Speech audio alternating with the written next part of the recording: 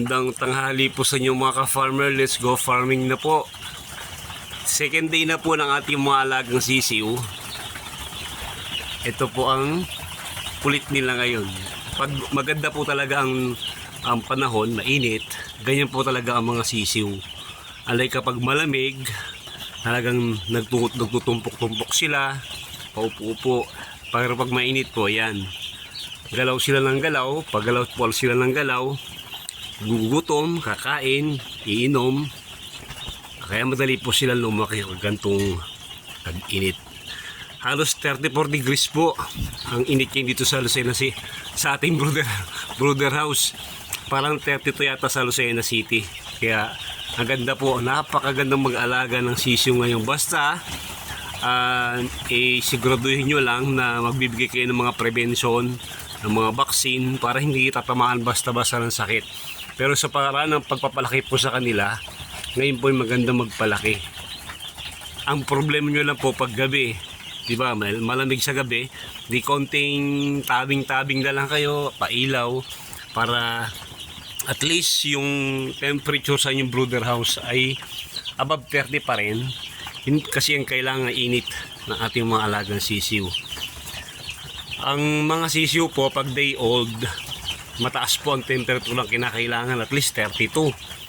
Iba nga po yung nagte-34 pa. Pero habang nagkakaroon po sila, nagkakaedad po sila, pababa po ng pababa yung temperature na kinakailangan nila. Napakahalaga po ng consistent yung temperature na kanilang na ibinibigay natin sa kanila. Kasi ito nga po yung first week po nito, dito pa lang sila nagpa-practice kumain. Kailangan masanay silang kumain. Tayo magasanay sa kanila, yung digestive system nila. Dito pa lang po na-develop, diba? Galing sila sa itlog, sa shell. Ngayon pa lang sila kumakain.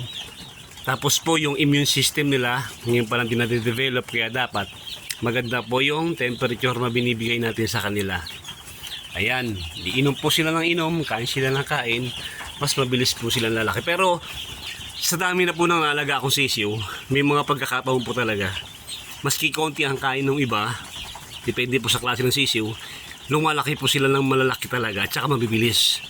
Pero merong klase naman sisiw naman na hindi naman sakitin, pero talagang matagal sila bago lumaki.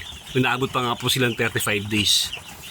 Pero yung nakaraang dalawang karga ko po, maganda po ang kanilang hindi malaki ang konsumo nila sa feeds, pero ang ganda ng inilaki nila.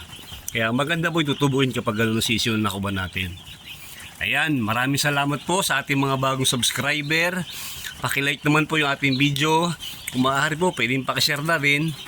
At pakisubscribe na rin po yung ating channel. Maraming salamat po sa inyo. 600 heads po, good luck sa atin. Dito ko po inalagaan sa malaki kong kulungan. Maraming salamat po. Happy farming po sa inyong lahat.